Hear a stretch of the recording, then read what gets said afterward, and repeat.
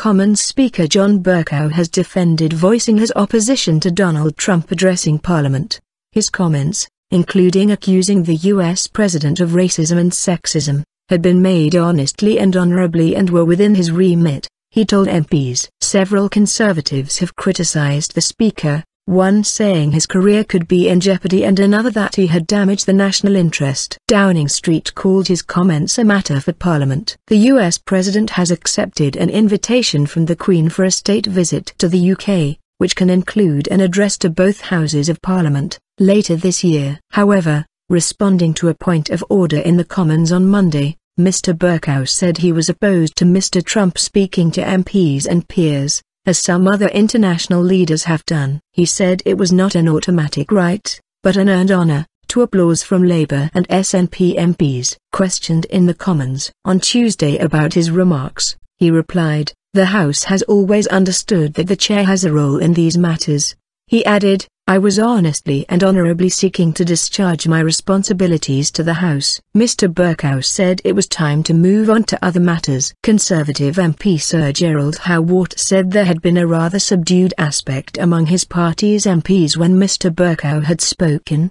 He added, "I do hope that you will help us to ensure that we can have full confidence in your impartiality, because that's the way for the House to proceed." The relationship between the United Kingdom and United States is an extremely important one, Sir Gerald also said. However, Labour MP Paul Flynn said the Commons owed Mr. Bercow a debt of gratitude for deciding that in this case such an invitation should not be supported by this House. And SNP MP Alex Salmond, who had several run-ins with Mr. Trump when he was Scottish First Minister, told Mr. Bercow, "If ever a statement deserved clapping, then yours did yesterday." Mr. Bercow is one of 3 key holders to Westminster Hall, where Mr. Trump's predecessor Barack Obama spoke in 2011, along with the Speaker of the House of Lords, Lord Fowler, and the Lord Great Chamberlain, a hereditary peer in charge of certain parts of the Palace of Westminster. All 3 must agree in order for an address to take place there. Lord Fowler addressed peers on Tuesday,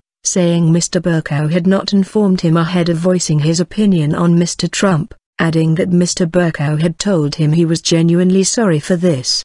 He added, "I don't intend to argue the case for or against Mr. Trump's visit. That's not my role as Speaker." As Speaker, Mr. Bercow is the highest authority of the House of Commons and must remain politically impartial. Several senior Conservatives have been highly critical of his comments. One unnamed Tory MP and former cabinet member told the BBC he must be close to standing down as Speaker, while another said his remarks had gone way beyond what is acceptable. Conservative MP Nadine Dorries said, "When he loses support for what was a very partisan moment, I think his position will become more and more in jeopardy." Crispin Blunt, the Conservative MP who chairs the Commons Foreign Affairs Select Committee, said Mr. Bercow was going to have to deal with the consequences of his comments. He added that the Speaker, who's meant to referee all of this, should keep himself above that. Former Culture Secretary John Whittingdale told Sky News, "It was a performance.